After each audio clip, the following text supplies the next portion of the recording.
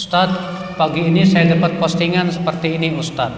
Siapa sebetulnya pengikut salaf? Aswaja, imamnya Imam Hanafi, Maliki, Syafi'i, Hambali. Sedangkan Wahabi, itu imamnya Ibnu Taimiyah, Muhammad bin Abdul Wahab, Abdullah bin Baz, Syekh Albani. Sedangkan Imam Hanafi 80 tahun Hijriah, Imam Malik 93 Hijriah, Imam Syafi'i 150. Jadi sebetulnya yang lebih dekat kepada Rasulullah siapa? Wahabi apa Aswaja? Kita katakan Imam Malik, Imam Syafi'i, imam kita semua. Orang-orang yang mengikuti sunnah Nabi SAW pasti akan mengakui bahwa mereka sebagai para ulama. Dan aneh kan kalau misalnya, oh enggak nih ulama milik kami aja, enak aja milik kalian. Ajib. Para ulama itu tidak pernah mengklaim saya milik kalian, saya enggak, ilmu saya untuk setiap orang. Iya. Makanya aneh kalau ada orang mengatakan ulama kami ya ini, ulama kalian ya itu. Enggak, ulamamu ulama kami. Iya. Imam Abu Hanifah ulama kami, Imam Syafi'i ulama kami, Imam Ahmad ulama kami, para sahabat ulama semuanya, para tabi'in, tabi'ut tabi'in dan yang lainnya, mereka ulama. Tapi perbedaan kita dan kalian adalah kalian mensucikan para ulama, sedangkan kami mengatakan ulama manusia yang bisa jadi diambil dan bisa ditolak. Semuanya dilihat kalau Al-Quran dan hadis sesuai kita ambil. Sementara kalian seakan-akan yang diucapkan ulama pasti benar. Kalian menganggap ulama seakan-akan tidak mungkin salah. Ini perbedaan antara kami dengan kalian. Kami tetap menghormati Imam Syafi'i, Imam Ahmad, dan kami ambil ilmu mereka. Tapi kita lihat mana yang paling kuat dalilnya, itu yang kami ambil. Siapa yang tidak sesuai dengan Al-Quran dan hadis, itu yang kami tidak ambil. Karena kami menganggap bahwa yang maksum hanyalah Rasulullah Sallallahu Alaihi Wasallam, dan kami meyakini betul menghormati para ulama itu wajib.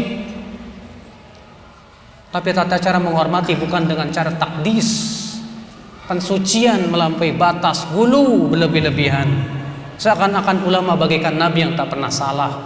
Bukan begitu caranya ya akhwat Islam, azakumullah wa iyyakum. Iya. Dan ya akhi, julukan Wahabi itu sebetulnya siapa sih? Antum perlu ketahui, kata-kata Wahabi itu sudah muncul sebelum firqah Wahabiyah itu sudah muncul sebelum Syekh Muhammad bin Abdul Wahab lahir. Karena Syekh Muhammad bin Abdul Wahab lahir pada 1115 Hijriah.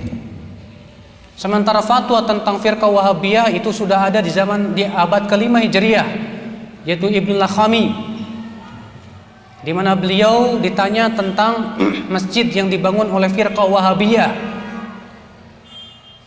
Lalu Imam Ibnu Lakhami mengatakan itu masjid yang harus dihancurkan karena itu masjid dirar.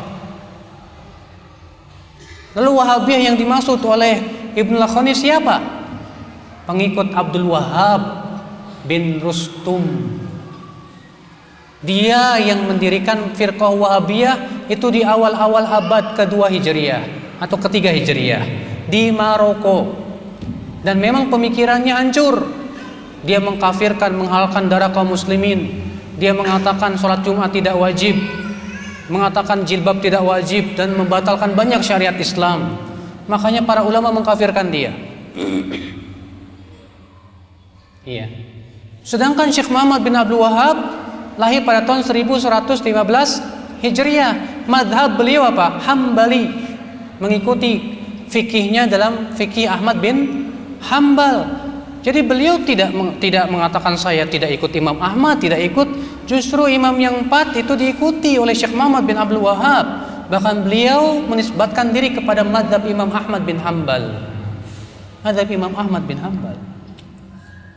Ikhwatul Islam, azakumullah. Nah inilah Pak, di zaman sekarang ini serampangan orang menuduh Wahabi, awas Wahabi, awas Wahabi, awas Wahabi.